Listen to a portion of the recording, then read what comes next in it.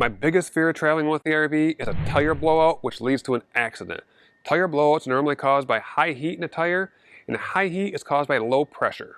Having a quality tire pressure monitoring system like the TST 507 gives me peace of mind while I'm traveling down the road. If there's an issue with my tire, I'll get an alert so I can safely pull off the road and take care of the problem. So how does a TPMS stop a blowout? They constantly monitor the pressure and the temperature of each tire, and you'll get an alert if their tire has low pressure, high pressure, or high temperature. So if I run over a nail on the road and the tire starts leaking, I'll know about it before the tire gets too low and creates damage. And if a tire is getting too hot and it's ready to fail, I'll get an alert so I can pull off the road, change that tire before it explodes. And why the TST 507? If I have a quick drop in pressure, I'm alerted immediately instead of waiting for the system to cycle through all of the sensors before I'm alerted of an issue. This system is very reliable. I've been using this for the last 2 years, haven't had a single problem with the sensors connecting to the monitor. I haven't even changed the sensor batteries yet, but I'm going to do that soon because they're only rated for a year to a year and a half. And this monitor does not need to be plugged into work. We'll use this for 3 to 4 long travel days, and for us that's 8 to 12 hours a day. And then the last day it'll get down to 1 bar, I'll charge it up that night and be ready for the next travel day. The system is very easy to set up. The instructions will walk you through step by step connecting the sensors to the monitor, and I'll go through in a minute setting up alerts and what I set my alerts at. One thing you need to consider if you have a very long trailer is that your TPMS system has a signal repeater and it works.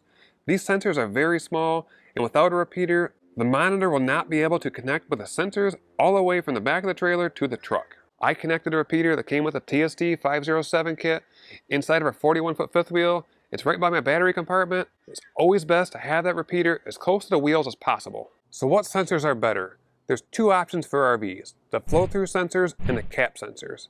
I have flow-through sensors in my RV. The flow-through sensors allow you to adjust the air pressure without taking the sensor off the wheel, but you do need metal valve stems for flow-through sensors. They do not work on rubber valve stems. You'll use cap sensors if you have rubber valve stems, or you don't want the sensor sticking far out from the tire. These are typically used on vehicles being towed behind motorhomes. You can mix and match the flow-through and cap sensors with this system, so you can use whichever combination works best for your situation. On the monitor, you can connect 4 different trailers and up to 115 different sensors without having connection or compatibility issues. This is really handy if you haul multiple trailers. You can even switch tow vehicles, just move the monitor over, connect it to your sensors, and you're ready to go. When ordering, you'll find kits ranging from 4 to 12 sensors. If you need additional sensors, you can find them sold separately. If you're wondering how I set up my alarms, I have G-rated Saloon tires. I have a 41-foot fifth wheel weighing 16,500 pounds. Everyone's setup is different, so you need to figure out the correct setup for your tires. To explain some terminology, the cold pressure is a PSI you set your tires to before you travel.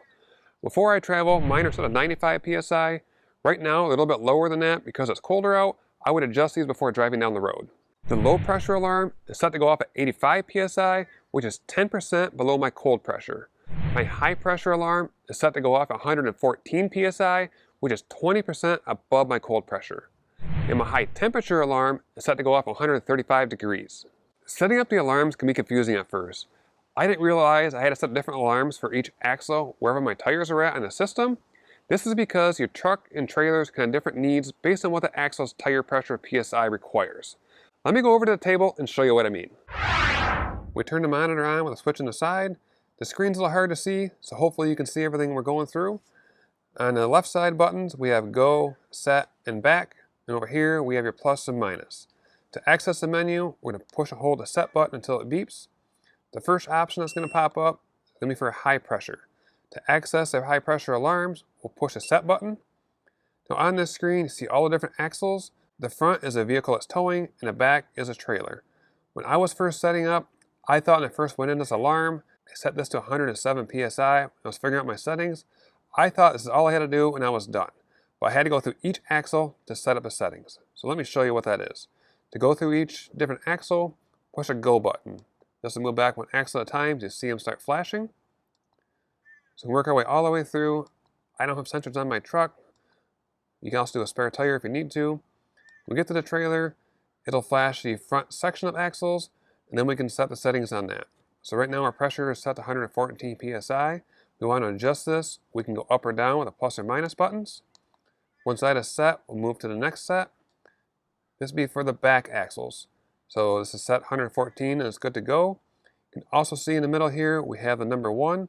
That's for our number 1 trailer. If we want to go to different trailers, we can hit the go button again. Takes us to our different trailers. Once all of your settings are set, you hit the set button and that'll save it. Takes you back to the main menu. You'll see it flashes on the bottom. We're still in high pressure set.